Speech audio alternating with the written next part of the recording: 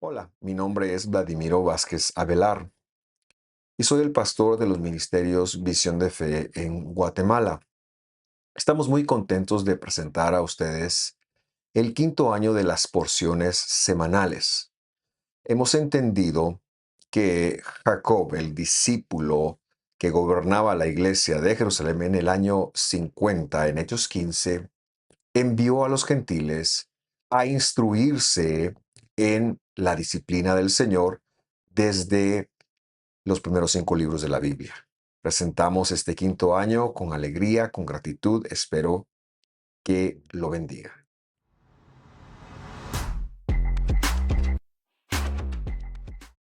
Me da mucha alegría darle la bienvenida a la porción Emor, la cual quiere decir di, es un imperativo, y que está comprendida del capítulo 21 de Levítico, desde su versículo 1 hasta el capítulo 24, versículo 23.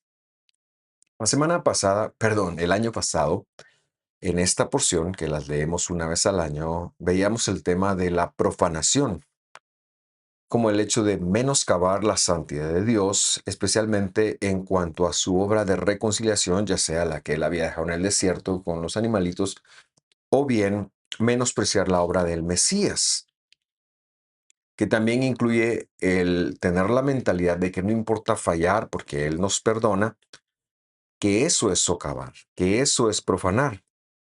Y algo que para el creyente está prohibido, porque el creyente no puede darse el lujo de pensar que porque como Dios le perdona, él entonces ahora tiene el derecho de hacer lo que esté bien, porque al final del día Dios lo perdona. Tal mentalidad no es una mentalidad creyente. Lo dejamos en el versículo 16 del capítulo 22, por lo cual vamos a retomarlo desde el 22:17. Y yo le invito para que lo lea conmigo.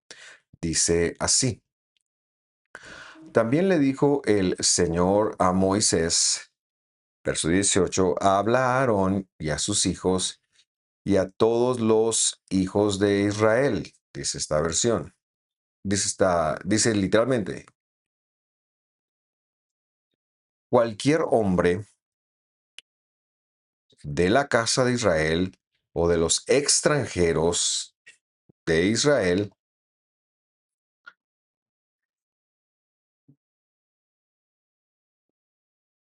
que presente su ofrenda, ya sea de sus ofrendas votivas o de sus ofrendas voluntarias, las cuales presenta al Señor como holocausto.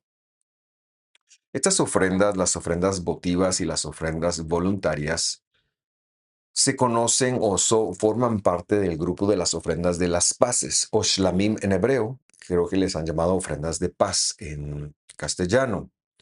De hecho, estas tenían tres tipos de ofrenda. Número uno era la gratitud, número dos eran los votos y número tres eran las ofrendas voluntarias. El texto está hablando únicamente de dos de tres, es decir, las voluntarias y las votivas. Pero es muy importante que se menciona un rubro distinto, porque normalmente estas ofrendas de paz no tenían que ver con una reconciliación de pecados como tal, sino eran acciones de gracias o votos que una persona se ponía a sí mismo, o bien el hecho de voluntariamente agregar algo. Sin embargo, el hecho de colocarlas como hola u holocausto quiere decir que sí forman parte entonces del proceso de reconciliación. Por lo tanto, llevan esa carga y en ese sentido implicarían, en primer lugar, las votivas, que esta sería un problema de corrección de votos. Es decir, por ejemplo, yo le fallé al Señor en entregar el diezmo. Bueno, vengo ahora y tengo que, pues, reponer el diezmo, pero tengo que agregarle una ofrenda de voto, la cual lleva un 20% más, un quinto por ciento más, decía la escritura, de lo que yo tuve que haber entregado. O sea, era un asunto que se manifestaba entre Dios y el hombre. Por eso es que yo debía de tomar un voto para corregirme con respecto de ciertos pecados en función de Dios. Y las voluntarias, estas tenían que ver con problemas con el prójimo. O sea, normalmente no, pero el hecho de que aquí se presentan como ofrendas de hola, ofrendas de ascensión o u holocausto, sí que está entonces vinculado el hecho de que son ofrendas que sí van a reconciliar algunos pecados. Y la instrucción fue dada en primer lugar a los hijos de Aarón y a Aarón, o sea, a los sacerdotes, con respecto de cualquiera del pueblo. Los hijos de Israel tienen dos rubros en el pueblo. Ya vamos a ver cuáles son estos rubros. De hecho, los leíamos, pero antes de decir esto, entonces es importante señalar que tienen que corregir algún pecado, ¿verdad? Son aparte de las ofrendas de paz normales, estas sí corrigen algo. Luego dice entonces a todos los hijos de Israel cuando presenten ese tipo de ofrendas. ¿Quiénes son los hijos de Israel? Y esa es una pregunta que nos hacemos. Algunas Biblias traducen acá los israelitas, pero el versículo sigue explicando el paralelismo y es que la mentalidad hebrea es mucho de proveer un paralelismo y aquí está diciendo, ¿quiénes son los hijos de Israel? Los dos puntos le siguen diciendo cualquier hombre de la casa de Israel o de los extranjeros en Israel. Estos son los hijos de Israel. En primer lugar, la casa de Israel se refiere a todos aquellos que ya están completamente dentro de la creencia de Israel, de la religión de Israel, del sistema espiritual de creencias de Israel. Eso quiere decir casa de Israel. Recordamos que la casa de alguien implicaba la, implicaba la religión de esa persona, mientras que los extranjeros de Israel en Israel son aquellas prosélitos que están en el proceso, vale la redundancia, de convertirse a esta religión. Para Dios, estas personas son herederos, por eso les llama hijos de Israel. ¿Quiénes son los hijos de Israel? Entonces, son aquellos que ya tienen mucho tiempo, en el caso puntual acá, quizás son descendientes de los patriarcas y han sido convencidos y están sirviendo a Dios, pero también hay muchos otros extranjeros, les llaman acá, pero es la palabra más correcta, es la palabra prosélitos y por eso yo la colocaba allí, ¿verdad? Entonces, estas personas componían ambos los hijos de Israel. Vamos a la lectura del versículo 19 y sigue diciendo,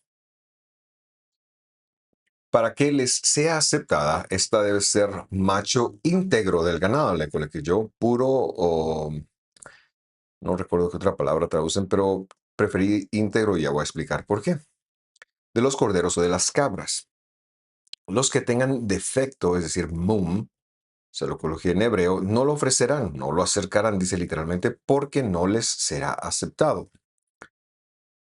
Y el punto a aclarar acá es que, dado que estas ofrendas son tipo de la obra redentora que el Mesías iba a cumplir como ofrenda a él mismo en el madero, los animales no pueden ser o tener un que esta palabra se refiere mm, a cualquier cosa que no sea exactamente como Dios dijo. Quizás es la forma más fácil de explicarla. Por eso yo le coloqué íntegro en todo lo que Dios había pedido. Esto es mucho más allá de ser defectuoso o cualquier otra palabra que se pudiera agregar, imperfecto, lo que sea, porque Dios había dejado estipulado qué tipo de animal en función de tiempo, en función de características, debería de ser. Y el que no cumpliera esto quizás no llegaba a la edad, por ejemplo, entonces no era perfecto, era tenía defecto, aunque fuera cuestión de tiempo. Repito, esto todo es en función de que estos animalitos representaban al Cordero de Dios que eventualmente vendría a dar su vida por nosotros. Luego vamos a leer algunos versículos desde el 21 hasta el 25 sin interrumpir para aterrizar en una idea antes de irnos al Evangelio. Dice así, cuando ofrezca a alguien sacrificio de ofrenda de paz, las que mencionábamos, al Señor para cumplir un voto especial o como ofrenda voluntaria del ganado o del rebaño, tiene que ser sin sin defecto, para ser aceptado. No habrá imperfección en él. Y repetimos la idea, es por cuestiones del Mesías. Los que estén ciegos, por ejemplo, quebrados, mutilados o con llagas purulentas, sarna o roña, no los ofrecerán al Señor ni harán con ellos ofrenda encendida, sobre el altar al Señor. En cuanto al buey, verso 23, o carnero, que tenga un miembro deformado o atrofiado, podrán presentarlo como ofrenda voluntaria, pero por voto no será aceptado. Esto es muy interesante. Recordamos que las ofrendas voluntarias muchas veces tenían que ver con el prójimo, mientras que el voto es exclusivamente dentro de la relación con Dios. Eso ya lo mencioné.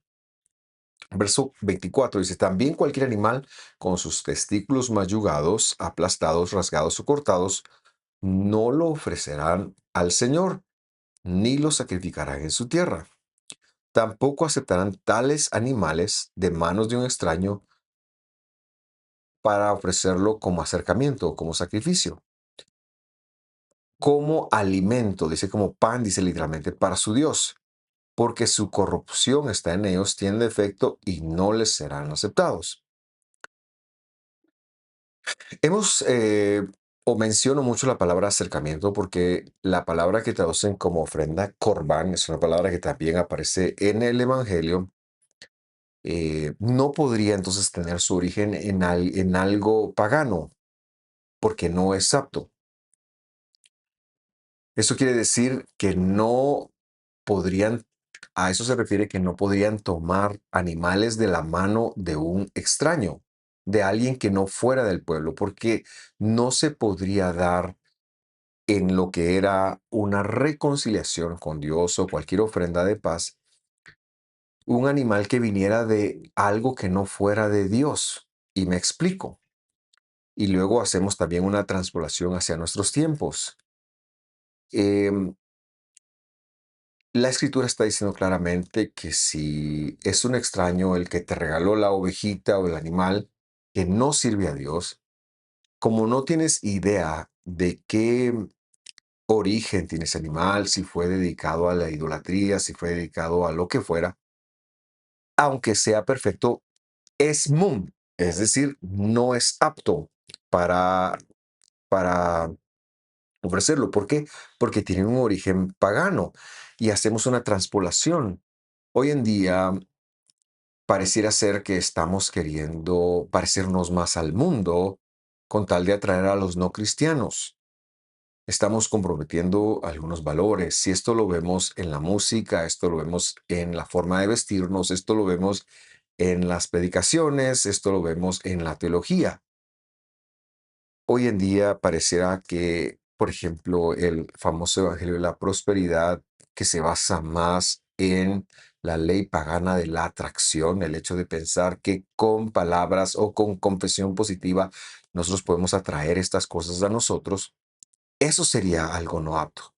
Porque la Biblia dice o ha dicho que nosotros dependemos de Dios para nuestro sustento y que no es con una ley de la atracción como se mencionan en las filosofías orientales, que ni siquiera quiero mencionar la religión. Eso sería, en función de hoy, aceptar un animal que no estuviera eh, apto. Ahora bien, quiero que observe también que se le ha llamado que este es el alimento para Dios. Y lo voy a ahondar el próximo año cuando en la porción de Vayikra nosotros nos dediquemos a desarrollar las ofrendas de Shlamim. O sea, pero eso no quiere decir que yo no le voy a dar un adelanto ahora, ya que eh, estas ofrendas implicaba llegar a un momento donde ha habido una ofensa para Dios.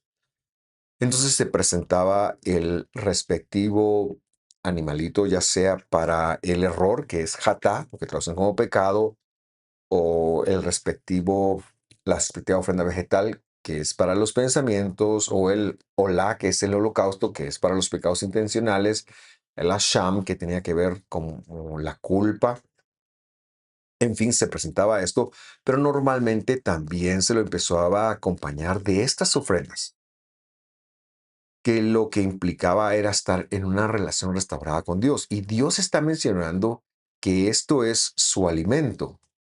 ¿Y por qué es su alimento? ¿Por qué Dios le llama comida? Porque no vemos que es Dios quien se coma la carne literalmente, pero como lo mencionábamos recientemente en una porción, creo que la de hace 2 semanas o la semana pasada, el hecho de que los sacerdotes sí lo fueran a comer era para tener ellos una participación con respecto de Dios.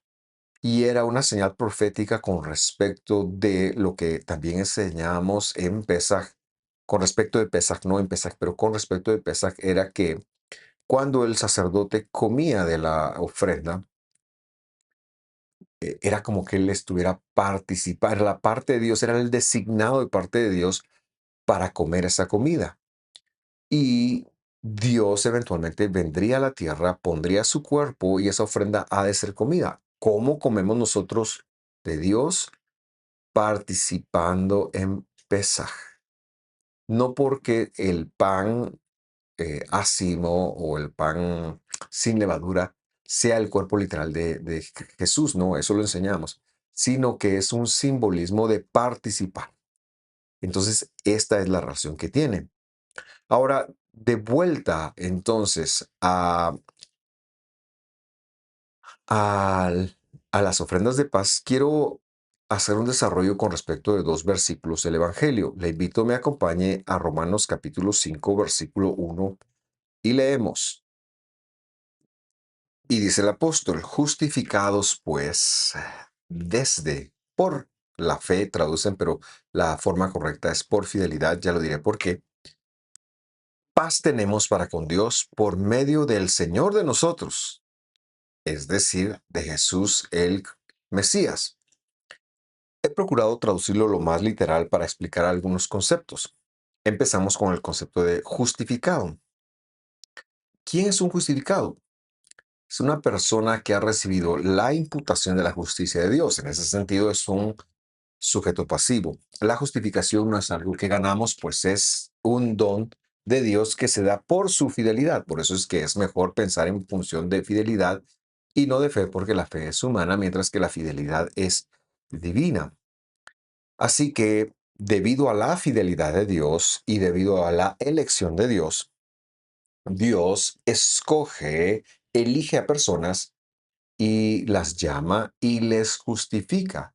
Es decir, les imputa su justicia de tal forma que la ira de Dios ya no va a caer sobre ellos, sino que son perdonados, son reconciliados. Pero también esta persona empieza una vida nueva en el sentido de que ahora es un practicante de la justicia, es decir, es alguien que no se dedica a hacer su santa voluntad o su mera voluntad, porque no tenemos una santa voluntad, sino que es una persona que se dedica a vivir temiendo a Dios, teniendo una imitación de Dios con respecto de su palabra.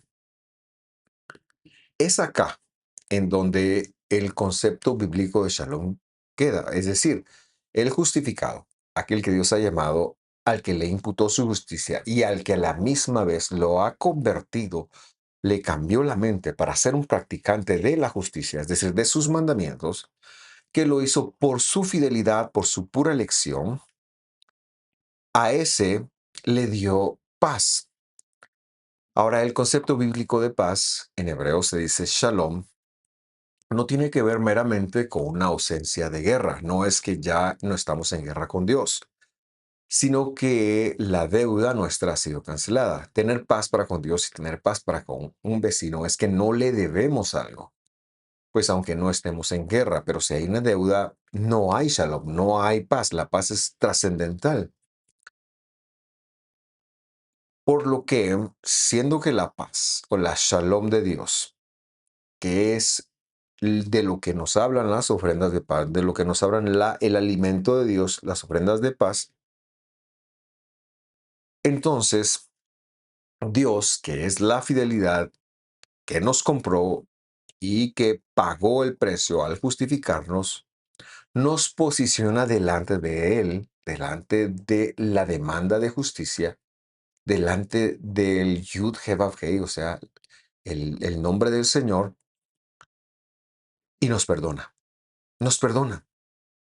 Y por lo tanto ya no existe una deuda. De esto estaban hablando las ofrendas de paz, de que Dios iba a tomar nuestra deuda con respecto de Él y la iba a cancelar, de que Él mismo iba a pagarla para que nosotros no la pagáramos. También quiero que observe que el versículo termina diciendo, por medio del Señor de nosotros, es decir, o de Jesús el Cristo. La palabra Señor en griego es la palabra Kyrios, y que es el mismo nombre que la Septuaginta, esa traducción al griego del hebreo que se realizó 250 años antes del Mesías, ha usado para traducir el YHWH, o sea, el Yud Jehová o Jehová como le llaman en las Reinas Valeras.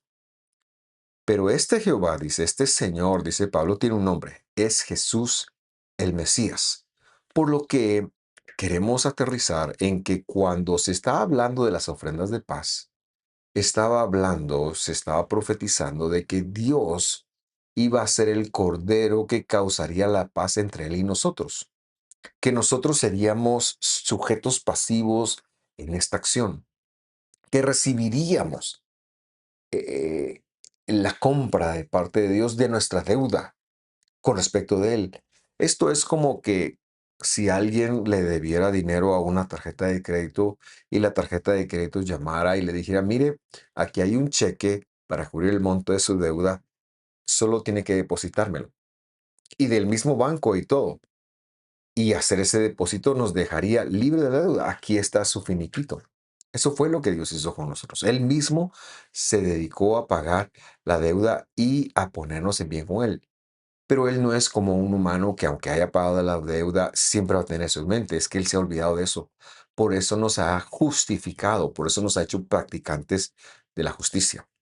El otro versículo que quiero comentar está en Mateo capítulo 5, versículo 9. Dice así.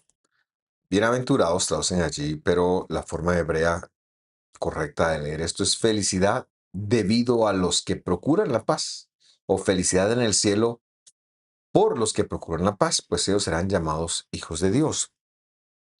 Siempre vimos esto como una opción para acceder a méritos, pero es que nadie procura la paz. El que procuró la paz por nosotros es Dios. Y eventualmente Dios despierta la mente de nosotros, como espero lo esté haciendo en este estudio, para hacerle conectar a usted que Dios ha saldado su deuda con Él mismo. Y esto es lo que produce felicidad en el cielo, que aquellos que son llamados al arrepentimiento lo hagan, pero que también y a partir de ahora tomen posición, tomen responsabilidad, quizás es una mejor persona, de que Dios también está llamando a otros a estar en paz con Él. Por eso es que las ofrendas muchas veces tenían que ver con temas del prójimo, como ofrendas voluntarias, como lo he mencionado. En ese sentido, también podríamos incluso llegar a decir que dar testimonio a otros es la comida de Dios, porque es para hacer a otros partícipes de la obra redentora del Mesías. Entonces, una persona, cuando recibe a Dios, cuando es llamada por Dios, cuando conecta que Dios le salvó, ha de tomar la responsabilidad de hacer llegar esa shalom, esa paz de Dios a otras personas. Como está escrito en otro lado del Evangelio, es que no podemos callar lo que hemos escuchado, no podemos callar lo que hemos vivido. Simple y sencillamente somos testigos de Dios y es un llamado, las ofrendas de paz también son un llamado a dar testimonio de un Dios vivo, de un Dios que nos salvó, que nos rescató y que justo después de ello ya tendríamos suficiente material con el cual nosotros dar testimonio, porque hemos sido hechos partícipes de la obra del Mesías. Ellos, dice la Escritura, serán llamados hijos de Dios, es decir, herederos de la salvación. Por lo que cierro diciendo esto, las ofrendas de paz que tienen que ver con Olá, es decir, como lo veíamos en nuestra porción de Levítico, con el holocausto o la ofrenda que se quemaba, la ofrenda por reconciliación, representan también el testimonio que damos a otros de el Yud Hebab Hei que vino a la tierra, es decir, del YHWH que vino a la tierra, el Mesías, Jesús nuestro Redentor. Y hacer eso es la comida de Dios, es agradable para nuestro Dios. Yo le invito a usted a dar testimonio. Yo lo invito a usted a compartir estos videos con otras personas, porque eso es ya dar testimonio, abrir foros de conversaciones en los cuales hablemos de la Escritura, porque la Escritura sigue hablándonos. Hoy en día, las personas bueno, una gran cantidad de personas en el mundo cristiano se enfocan en que como Dios les dio una profecía por medio de alguien, tienen que llegar a creer esa profecía para que se les manifieste. Y qué triste que hayamos caído en eso cuando la Biblia es la profecía de Dios, que Dios espera que nosotros trabajemos en acomodarnos a ella en primer lugar, pero también en dar testimonio a otros. Si hiciéramos más de esto y menos de lo otro, mejor estaría el mundo y mejor estaríamos nosotros. Gracias por sintonizar. Deseo que esté muy bien. Nos vemos la próxima semana. Que Dios lo bendiga. Hasta pronto.